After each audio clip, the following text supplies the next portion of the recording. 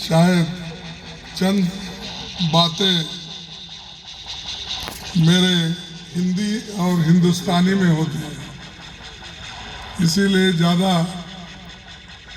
हिंदुस्तानी में जो खासकर पंडित जवाहरलाल नेहरू जी जो भाषण करते थे वो हिंदुस्तानी में होता था, तो वैसा ही मैं थोड़ा थोड़ा हिंदुस्तानी भाषा सीखा हूँ और आपके सामने यहाँ पर खड़ा इसलिए हुआ हूँ।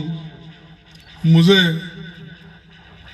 हमारे नेता श्रीमती सोनिया गांधी जी, राहुल गांधी जी और सारे सीनियर नेतागण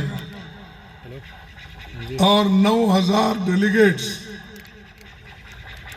इन्होंने सभी ने मिलकर मुझे चुना है और मेरा कैसा हुआ, कितने दिन चला, इसका तो हिसाब हमारे बघेल साहब ने तो दिया, लेकिन नड्डा साहब का इलेक्शन कैसा हुआ ये किसी को भी पता नहीं, क्योंकि वहां पर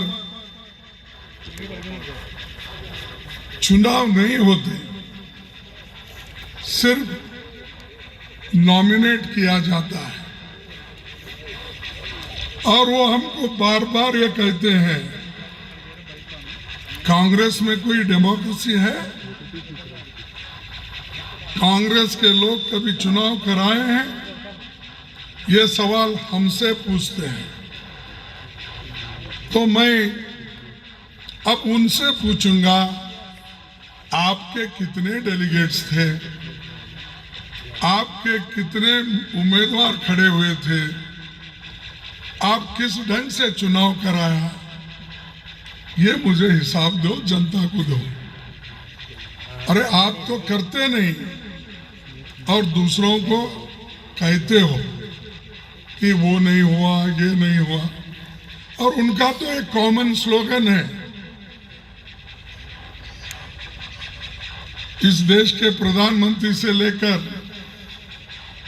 सभी नेताओं का एक ही स्लोगन। मैं जब पार्लियामेंट में लोकसभा के कांग्रेस पार्टी का नेतृत्व करता था, भारी बहुमत से जिताना और बीजेपी कैंडिडेट की डिपॉजिट जब्त होना, ये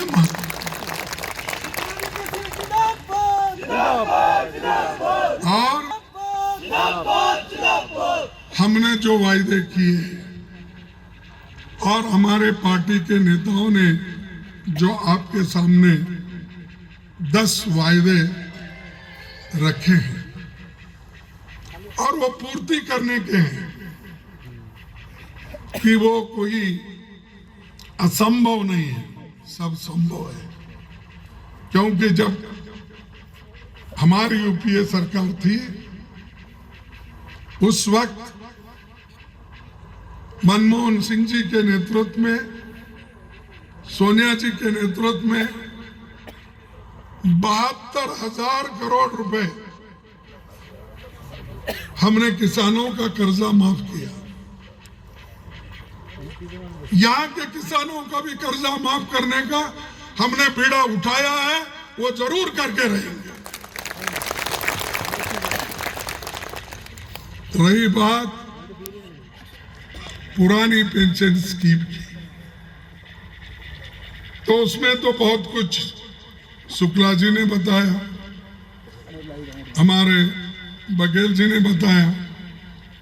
ये स्कीम हम पहला लागू करेंगे, ये वायदा हमारे पार्टी का है, हमारे सरकार का है, और जब भी हमको मौका मिलेगा पहला कार्यक्रम, पहला कदम यही उठाएंगे। प्रियंका गांधी जी भी बहुत से रैलियां करके आपसे मिले हैं, उन्होंने भी कहा है, और हमारे हर पार्टी के नेता ये 10 चीजों को आपके सामने रखा। एक पुरानी पेंशन स्कीम होगी बहाल, यानी लागू कर दिया जाएगा। महिलाओं को मिलेंगे हर महीने 1,500 रुपए और महंगाई की मार 300 यूनिट बिजली फ्री देंगे। ये वायदे नहीं, ये जुमले नहीं है जैसा कि मोदी साहब ने जुमला किया। हर एक के जेब में अनेक जगह लाइट बिजली आ गई है। क्या सिर्फ 7 साल में मोदी के जमाने में आई है? ये 8 साल के जमाने में आई है? अरे आप सामान्य जनता को नौकरी नहीं दिला सकते। सरकार में जो हिमाचल प्रदेश में सरकारी 65,000 नौकरियां खाली है, 65,000, और देश में 14 लाख गवर्नमेंट वैकेंसीज है। आप वो वैकेंसी भर्ती नहीं कर रहे, या 65,000 है आप भर्ती नहीं कर रहे, और सर्टिफिकेट प्रधानमंत्री बांटते हैं 70-75 हजार लोगों का। अरे जब 13 लाख 14 लाख वैकेंसीज है, ये मैं उन्होंने राज्यसभा और लोकसभा में हमारे स्टार्ट क्वेश्चंस, अनस्टार्ट क्वेश्चंस को जो जवाब दिया है उसके आधार पे कह रहा हूं। सिर्फ मेरे मुंह जबानी नहीं या किसी को ब्लेम करने के लिए मैं ये नहीं कह रहा। उन्हीं के उत्तर है। आप देखिए, आपके गूगल्स में निकाल के देखिए, लाखों वैकेंसीज हैं, वो भर्ती नहीं कर रहे। नौजवान आज इतनी जो अनएम्प्लॉयमेंट बढ़ रही है, इसके तरफ वो देख रहे नहीं। इन्फ्लेशन दिन पे दिन, अवश्य वस्तुओं की कीमतें बढ़ रही है, उधर वो देख रहे नहीं। जीडीपी आपकी गिर रही है, उधर आप देख रहे नहीं। यहाँ का किसान अपने फल को बेचने के लिए उसको मंडी नहीं है, ठीक ढंग से एमएसपी नहीं है, ये नहीं देख रहे हैं। अरे यहाँ 40-50 रुपए में जो फल ले जाकर 200 रुपए में बाहर बेचते हैं, उनको मोदी सरकार सपोर्ट करती है, उनको यहाँ के चीफ मिनिस्टर सपोर्ट करते हैं। तो क्या आपको ऐसी सरकार चाहिए? चाहिए? ऐसे मोहब्बत से रहने वाले लोग हैं, इनको तो आप बेवकूफ नहीं बना सकते। उनको बना सकते जिनको मालूम नहीं है। उनको कह सकते मैं 15 लाख दूंगा, 2 करोड़ नौकरी दूंगा, फलाना करूंगा, फलाना करूंगा। ये उनको कहो। यहाँ के लोग पढ़ते हैं, लिखते हैं, सुनते हैं, टीवी देखते हैं, फिर उसके ऊपर से अपना निष्कर्ष निकालते हैं। सिर्फ देखने से ही संतुष्ट नहीं हो, अपना भी कोई दिमाग लगा के काम करते हैं। तो ये हमारा स्टार्टअप फंड भी होगा, मोबाइल क्लिनिक होगी, और हर विधानसभा में 4 अंग्रेजी मीडियम, इंग्लिश मीडियम स्कूल खोलेंगे। क्योंकि इंग्लिश मीडियम अगर स्कूल खोलेंगे तो गरीब बच्चों को भी उसका फायदा होगा। अमीर लोग तो अपने बच्चों को बड़े बड़े शहर में जहाँ इंग्लिश मीडियम है वहाँ भेजते हैं। सरकारी नौकर के बच्चे भी वहाँ जाते हैं।